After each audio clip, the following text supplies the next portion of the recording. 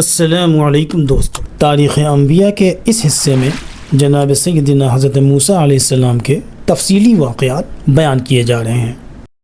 حضرت موسیٰ علیہ السلام بنی اسرائیل کے آخری انبیاء میں سے صاحب شریعت رسول ہیں، اور دنیا میں دین اسلام کے آنے سے پہلے اللہ تعالیٰ نے بنی اسرائیل کو ہی دنیا کی جانی مانی قوم کی حیثیت دی تھی۔ اور حضرت موسیٰ علیہ السلام حضرت یعقوب علیہ السلام کے پوتے ہیں۔ دونوں دادا پوتے میں تقریباً 400 سال کا فرق ہے۔ حضرت یعقوب علیہ السلام کے بیٹے حضرت یوسف علیہ السلام کے زمانے میں بنی اسرائیل نے کنعان چھوڑ کر مصر کو اپنا وطن بنا لیا تھا۔ مصر کے بادشاہ نے خواب دیکھا تھا کہ ایک اسرائیلی لڑکے کے ہاتھوں اس کی حکومت ختم ہونے والی ہے، اور اس کی حکومت کے کاہنوں نے بھی کہا تھا کہ تمہاری حکومت کا خاتمہ ایک اسرائیلی لڑکے کے ہاتھوں ہوگا۔ جب اس بچے کے پیدا ہونے کا وقت قریب آ گیا تو بادشاہ نے یہ حکم جاری کر دیا کہ بنی اسرائیل میں جو بھی لڑکا پیدا ہو اسے پیدا ہوتے ہی قتل کر دیا جائے اور لڑکیوں کو چھوڑ دیا جائے۔ اللہ کا کرنا ایسا ہوا کہ جس بچے کے ڈر سے فرعون سارے بنی اسرائیل کے بچے قتل کروا رہا تھا، اسی بچے کو اپنے گھر میں پالنا شروع کر دیا۔ آئیے دیکھتے ہیں کہ موسیٰ اور فرعون کی یہ کہانی کیسے شروع ہوئی اور کہاں ختم ہوئی۔ پہلے وہ قوم جس میں حضرت موسیٰ علیہ السلام پیدا ہوئے، اس سے متعلق چند تفصیل۔ دنیا میں دین اسلام کے عروج سے پہلے بنی اسرائیل سب سے جانی مانی قوم ہوا کرتی تھی۔ بنی اسرائیل کے جد امجد حضرت یعقوب علیہ السلام ہیں، اور انہیں کا دوسرا نام اسرائیل تھا۔ آپ ہی کے نام پر اس قوم کا نام پڑا۔ سب سے پہلے زمین کے جس حصے میں یہ قوم آباد ہوئی اس کا نام کنعان تھا۔ کنعان دنیا کا ایک قدیم علاقہ تھا جو آج کل کے فلسطین اور اردن پر مشتمل تھا۔ اس علاقے میں رہنے والے لوگوں کا تعلق سامی نسل سے تھا، یعنی حضرت نوح علیہ السلام کے بیٹے سام کی قوم۔ اس تہذیب کا تعلق 2500 قبل مسیح سے بھی پہلے سے ہے۔ یہاں کے رہنے والے کنعانی کہلاتے تھے۔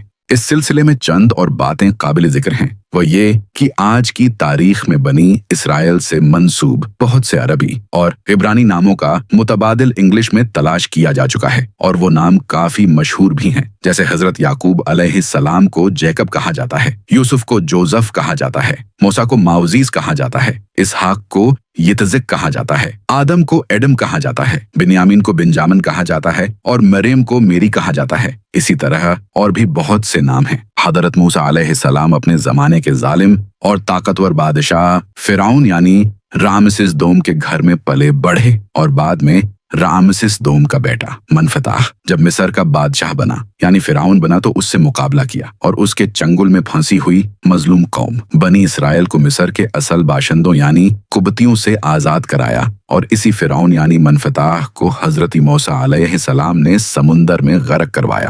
حضرت موسیٰ علیہ السلام کے حالات ہمارے حضرت جناب محمد رسول اللہ صلی اللہ علیہ وسلم کے حالات سے بہت کچھ ملتے ہیں۔ آپ صلی اللہ علیہ وسلم کی ہی طرح حضرت موسیٰ علیہ السلام بھی نبی ہونے کے ساتھ رسول بھی تھے، اور آپ علیہ السلام پر اللہ کی کتاب توریت نازل ہوئی تھی۔ حضرت ہارون علیہ السلام کو حضرت موسیٰ علیہ السلام کا بڑا بھائی ہونے کی سعادت حاصل ہے، اور حضرت خضر علیہ السلام کے واقعات بھی حضرت موسیٰ علیہ السلام کے زمانے میں پیش آئے ہیں۔ حالانکہ حضرت موسیٰ علیہ السلام کا مرتبہ حضرت خضر علیہ السلام سے بلند ہے، کیونکہ حضرت موسیٰ علیہ السلام صاحب شریعت ہیں۔ البتہ حضرت خضر علیہ السلام کو حضرت موسیٰ علیہ السلام کے استاد ہونے کا شرف حاصل ہوا ہے، اور قرآن شریف میں حضرت موسیٰ علیہ السلام کا تذکرہ 128 جگہ آیا ہے۔ یہ تھا سیدنا حضرت موسیٰ علیہ السلام کا مختصر تعارف۔ جہاں تک نسب کی بات ہے تو حضرت خضر علیہ السلام کا نسب تاریخ میں نہیں ملتا، اور حضرت ہارون علیہ السلام کا نسب وہی ہے جو حضرت موسیٰ علیہ السلام کا ہے، اور حضرت موسیٰ علیہ السلام کا پورا نسب یہ ہے۔ آئیے اب جانتے ہیں حضرت موسیٰ علیہ السلام کے تفصیلی حالات قرآن اور حدیث کی روشنی میں۔ بنی اسرائیل اور قبطی۔ حضرت ابراہیم علیہ السلام کے بیٹے حضرت اسحاق علیہ السلام کی دوسری پشت میں حضرت یوسف علیہ السلام پیدا ہوئے۔ حضرت یوسف علیہ السلام ایک قافلے کے ساتھ بچپن ہی میں مصر پہنچے اور وہیں کے شہری بن گئے۔ ایک مصری وزیر کے گھر میں پلے اور بڑے ہونے کے بعد آپ अलैहिस्सलाम को मिस्र की वजारत भी मिली। फिर आप अलैहिस्सलाम ने अपने वालिद और भाइयों को भी कनान यानी फिलिस्तीन से बुलाकर मिस्र में बसा लिया। हजरत यूसुफ अलैहिस्सलाम के जमाने का फिरौन जिसका नाम रैयान बिन असीद था, आप अलैहिस्सलाम यानी हजरत यूसुफ अलैहिस्सलाम की बड़ी कदर करता था, इसलिए आपकी हर ख्वाहिश पूरी करता था। और तारीख में इस फिरौन को इस्लाम से सरफराज होने की सादत हासिल है, यानी यह फिरौन हजरत यूसुफ अलैहिस्सलाम के हाथों पर इस्लाम लाने के बाद फौत हुआ था। हजरत यूसुफ अलैहिस्सलाम की ख्वाहिश हुई कि आप अलैहिस्सलाम के खानदान को मुल्क का एक हिस्सा अलग से रहने के लिए दे दिया जाए ताकि उनका मिस्रियों से मजहबी इख्तिलात रिलीजियस मिक्सअप न हो और ये लोग इत्मीनान से वहां रह सकें। फिरौन ने आप अलैहिस्सलाम की इस ख्वाहिश की भी कदर की और आप अलैहिस्सलाम के खानदान को मुल्क का एक अलग हिस्सा रहने के लिए दे दिया। इस खानदान के बड़े हजरत याकूब अलैहिस्सलाम थे, जिन्हें आप अलैहिस्सलाम के खानदान वाले इजराइल के नाम से पुकारते थे और यही खानदान आगे चलकर बनी इस्राइल कहलाने लगा। अल्लाह ताला ने आले याकूब में खूब बरकत दी और धीरे धीरे इस खानदान ने पूरी एक कौम की शक्ल इख्तियार कर ली। लेकिन चूंकि ये लोग मिस्र के ही शहरी बन गए थे, इसलिए यहाँ के असल बाशिंदों यानी कप्तियों से अलग थलग रहना इनके लिए मुमकिन नहीं था, जैसा कि हजरत यूसुफ अलैहिस्सलाम चाहते थे कि ये लोग अलग रहें, क्योंकि कप्ती मिस्री बुत परस्त और मुशरिक थे और हजरत यूसुफ अलैहिस्सलाम का मजहब दीन इस्लाम था, यानी आप दीन इब्राहिमी पर थे और पक्के मुसलमान थे। इसलिए आप अलैहिस्सलाम चाहते थे कि ये लोग यानी बनी इजराइल अलग थलग रहें ताकि कप्तियों की बददीनी उनके अंदर न आने पाए, लेकिन ऐसा हो नहीं पाया। इजरायली और कहुप्ती आपस में घुल मिल गए और साथ ही उनके अकीदे भी आपस में खल्त मल्त हो गए और जो दीन हजरत याकूब और हजरत यूसुफ अलैहिस्सलाम अपनी कौम को सिखा गए थे उसे इन लोगों ने छोड़ दिया और धीरे धीरे बनी इजराइल ने भी वही दीन इख्तियार कर लिया जो मिस्रियों का था, यानी कुफ्र और शिर्क। अपना झूठा मजहब बनी इजराइल पर थोपने के साथ ही मिस्रियों ने उन्हें अपना गुलाम भी बना लिया और उन्हें एक दबी कुचली कौम की तरह जीने पर मजबूर कर दिया। जिस कौम के जद्दे अमजद हजरत याकूब अलैहिस्सलाम और हजरत यूसुफ अलैहिस्सलाम थे, वह कौम सिर्फ इस वजह से जलील और खवार हुई कि उसने अपने बुजुर्गों की सच्ची तालीम को ठुकराकर गैरों के झूठे और मुशरिकाना अकीदे को इख्तियार कर लिया था। और जब इन बनी इजराइल की हालत बद से बदतर हो गई तो कुदरत को उन पर रहम आया और उनके हालात को बेहतर बनाने के इंतजामात शुरू हुए ताकि वह एक बार फिर से हक को पहचाने और एक अल्लाह पर ईमान लाएं। यह पसे मंजर या बैकग्राउंड था बनी इजराइल के आगाज से पैदाइश मूसा अलैहिस्सलाम तक का। हजरत मूसा अलैहिस्सलाम की पैदाइश। फिर हक ताला शानहू ने उनकी हिदायत के लिए एक और नबी को उनके दरमियान भेजने का इरादा फरमाया। इस नबी की पैदाइश के लिए वक्त और हालात खुद साजगार होने शुरू हो गए। इसराइलियों को यह बात अच्छी तरह मालूम थी कि एक न एक दिन उनके बीच एक ऐसा बच्चा पैदा होगा जो फिरौन के जुल्म से उन्हें निजात दिलवाएगा, क्योंकि हजरत इब्राहिम अलैहिस्सलाम ने हजरत सारह अलैहिस्सलाम को बशारत दी थी कि तेरी औलाद में से एक शख्स होगा जिसके जरिए मिस्र की बादशाहत खत्म होगी और मिस्र का बादशाह हलाक होगा। बनी इसराइल आपस में हजरत इब्राहिम अलैहिस्सलाम की इस पेशीन गोई का जिक्र किया करते थे। धीरे धीरे यह खबर फिरौन के कानों तक भी पहुंच गई। मिस्र के काहिनों और नजूमियों ने भी उस बच्चे की पैदाइश का तज़किरा शुरू कर दिया और आसार व क्राइम भी ये बता रहे थे कि अब मिस्र में उस बच्चे की पैदाइश का वक्त आ पहुंचा है। लिहाजा इसराइलियों में भी ये बहस तेज हो गई कि जो बच्चा फिरौन के जुल्म से उन्हें निजात दिलाएगा वो अब पैदा होने वाला है। इसराइलियों से ये पेशन गोई किब्तियों के पास पहुंची और किब्तियों से मिस्र के बादशाह यानी फिरौन को मालूम हुई। उस वक्त मिस्र पर जिस फिरौन की हुकूमत थी उसका नाम रमसीस दोम था। फिरौन ने इस पेशीन गोई के बारे में सुना तो घबरा गया। उसने ख्वाब भी देखा था कि एक इजरायली लड़के के हाथों उसकी हुकूमत खत्म होने वाली है और उसकी हुकूमत के काहिनों ने भी कह रखा था कि तुम्हारी हुकूमत का खात्मा एक इजरायली लड़के के जरिए होगा।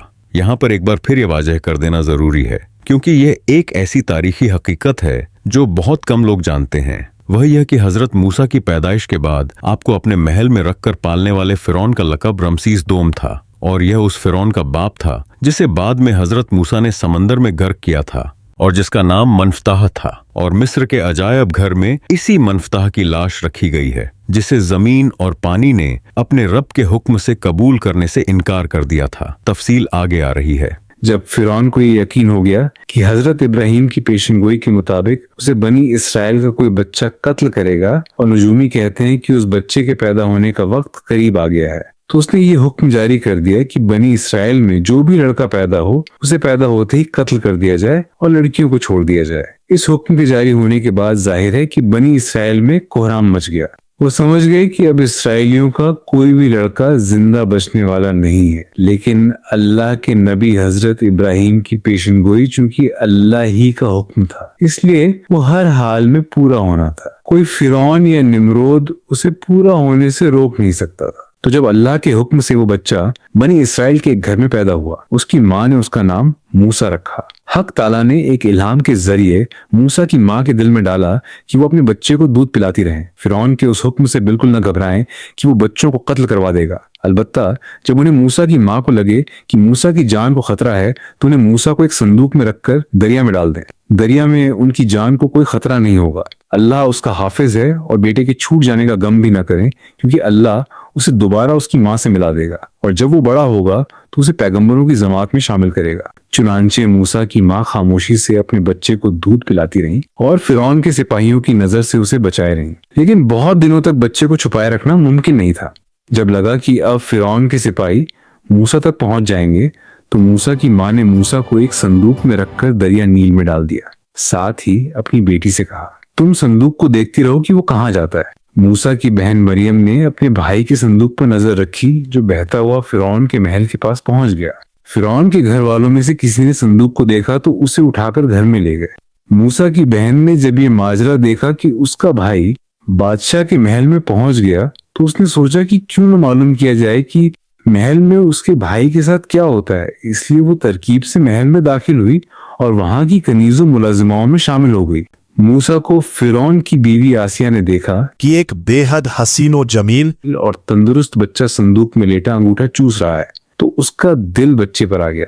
تبھی ملازموں میں سے کسی نے کہا یہ بچہ تو اسرائیلی معلوم ہوتا ہے، کیا پتہ یہی بادشاہ کا قاتل ہو، اسے قتل کر دینا چاہیے، ایسا نہ ہو کہ یہ بادشاہ کے خواب کی تعبیر ثابت ہو۔ یہ بات فرعون نے سنی تو اس نے بھی یہی سوچا کہ بہت ممکن ہے کہ یہی وہ بچہ ہو، اس لیے اسے قتل کر دینا چاہیے۔ اور جب شوہر کے خیالات بیوی کو معلوم ہوئے تو اس نے شوہر سے کہا یہ لڑکا تو میرے اور تیرے دونوں کے لیے آنکھوں کی ٹھنڈک ہے، اسے مارو مت، کیا پتا کہ یہ ہمارے کام آ جائے یا پھر ہم اسے اپنا بیٹا بنا لیں۔ ایسے حسین بچے کو قتل نہیں کرنا چاہیے، ہم لوگ اسے پالیں گے، ہو سکتا ہے کہ بڑا ہو کر یہ ہمارے لیے نفع بخش ہو جائے۔ یعنی اگر مان بھی لیا جائے کہ یہی بچہ بادشاہ کو قتل کر سکتا ہے تو ہماری محبت اور شفقت اسے بدل بھی سکتی ہے، اور یہ ہمیں نقصان پہنچانے والا بننے کے بجائے فائدہ پہنچانے والا بن سکتا ہے۔ چنانچہ اس طرح خدا کا حکم لاگو ہو گیا کہ جس بچے کو جوان ہو کر فرعون کا قصہ پاک کرنا تھا وہی اس کے گھر میں پناہ پا گیا۔ موسیٰ کو فرعون کی بیوی نے اپنا بیٹا بنا لیا، لیکن موسیٰ نے محل میں کسی کا دودھ نہیں پیا۔ جس نے بھی دودھ پلانے کی کوشش کی اس سے منہ موڑ لیا۔ اب سوال پیدا ہوا کہ موسیٰ کو دودھ کیسے پلایا جائے۔ موسیٰ کی بہن مریم سارا تماشا دیکھ رہی تھی۔ جب موسیٰ نے کسی کا دودھ نہیں پیا تو مریم نے محل والوں سے کہا کیا میں تم لوگوں کو ایک گھر والے کے بارے میں بتاؤں جو اس بچے کو تمہارے لیے پال دیں، وہ لوگ بچے کا بھلا چاہنے والے ہیں۔ یہ سن کر فرعون کی بیوی نے فوراً حکم دیا کہ اس عورت کو بلایا جائے۔ مریم فوراً اپنی ماں کے پاس آئی اور سارا واقعہ سنانے کے بعد بولی خدا نے ہم پر رحم کیا، اب تم چلو اور اپنے بچے کو سینے سے لگاؤ، اپنی آنکھیں ٹھنڈی کرو اور خدا کا شکر ادا کرو کہ اس نے اپنا وعدہ پورا کیا۔ موسیٰ کی ماں بے اختیار اپنے جگر کے ٹکڑے کو دیکھنے محل آ پہنچی اور ملکہ آسیہ نے موسیٰ کی ماں کو ہی موسیٰ کو دودھ پلانے پر مقرر کر دیا۔ اب یہ بات یا تو اللہ تعالیٰ جانتا تھا یا پھر موسیٰ کی ماں اور بہن کی موسیٰ کو دودھ پلانے والی اس کی آیا نہیں بلکہ اس کی حقیقی ماں ہے، اور جیسا کہ حق تعالیٰ نے موسیٰ کی ماں سے وعدہ کیا تھا اسے پورا کر دیا کہ میں تیرے بچے کو تیرے پاس لوٹا دوں گا۔ اور اللہ کا کرنا ایسا ہوا کہ جس بچے کے ڈر سے فرعون سارے بنی اسرائیل کے بچے قتل کروا رہا تھا اسی بچے کو اپنے گھر میں پالنا شروع کر دیا۔ فرعون کے محل میں اس بچے کی شہزادوں کی طرح پرورش ہوئی، ہر طرح سے اس کے رکھ رکھاو کا خیال کیا گیا۔ موسیٰ کے قصے کے اس خاص پہلو کے بارے میں حق تعالیٰ نے فرمایا اور جب موسیٰ اپنے شباب پر پہنچے اور سنبھل گئے تو ہم نے ان کو حکمت اور علم بخشا، یعنی نبوت کے لیے تیار کیا۔ بیجاوی اپنی تفسیر میں لکھتے ہیں کہ حضرت موسیٰ علیہ السلام نے فرعون کے محل میں 30 سال گزارے۔ چنانچہ جب یہ بچہ شاہی انداز میں پل کر بڑا ہوا تو دیکھنے والے کی نگاہ اس پر نہیں ٹھہرتی تھی۔ یہ ایک انتہائی باوقار، توانا، لمبا چوڑا اور خوبصورت نوجوان تیار ہوا جس کے بازوؤں میں بلا کی طاقت تھی، چہرے پر رعب تھا اور انداز میں دبدبا۔ موسا جب بڑے اور سمجھدار ہو چکے تو انہیں معلوم ہو گیا کہ وہ اسرائیلی ہیں۔ جبکہ عام اسرائیلیوں پر قبطیوں کا سکہ چلتا تھا اور زیادہ تر قبطی مصری اسرائیلیوں کو حقیر اور غلام سمجھتے تھے، لیکن موسا چونکہ شہزادے تھے اس لیے عام قبطی ان کا لحاظ کرتے تھے۔ موسا کو جب یہ معلوم ہوا کہ وہ ایک اسرائیلی ہیں اور فرعون کی حقیقی اولاد بھی نہیں ہے تو قدرتی طور پر ان کے دل میں اسرائیلیوں کے تئیں ہمدردی کا جذبہ پیدا ہو گیا، لہٰذا دبے کچلے اسرائیلیوں پر جہاں کہیں بھی وہ ظلم ہوتا دیکھتے فوراً اس کی مدد کو آگے آ جاتے۔ اس لیے موسیٰ کی موجودگی میں مصری کسی اسرائیلی کے ساتھ بدسلوکی کرنے سے بچتے۔ چنانچہ ایک روز موسیٰ گشت کر رہے تھے کہ انہوں نے دیکھا کہ ایک مصری ایک اسرائیلی سے کام لینے کے لیے اسے گھسیٹ رہا ہے۔ موسیٰ فوراً ان کے پاس پہنچ گئے اور اسرائیلی کو مصری سے الگ کرنے کی کوشش کرنے لگے۔ مصری نے موسیٰ کو اسرائیلی کی مدد کرتے دیکھا تو ان سے الجھ گیا۔ موسیٰ کو مصری پر غصہ آ گیا اور انہوں نے طیش میں آ کر اسے ایک ہاتھ رسید کر دیا۔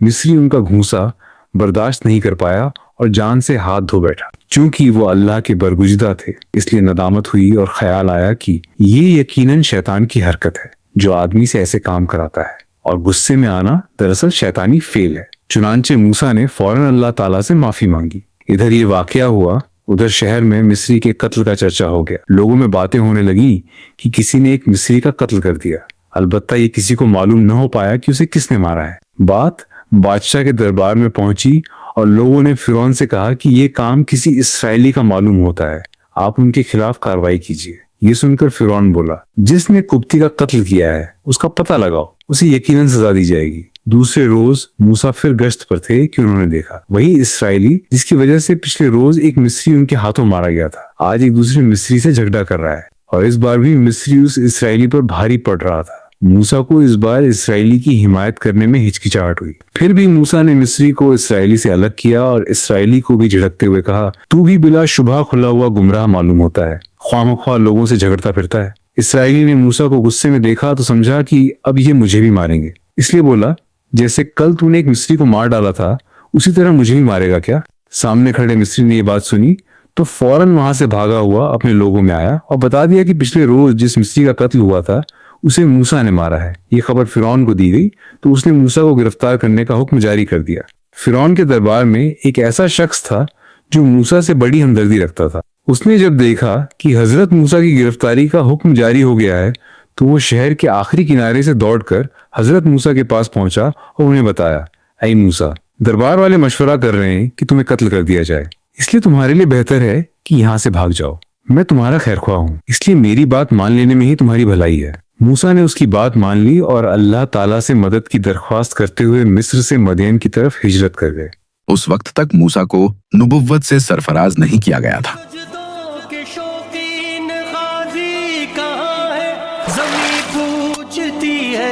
نمازی کہاں ہے زمین پوچھتی ہے، نمازی کہاں ہے؟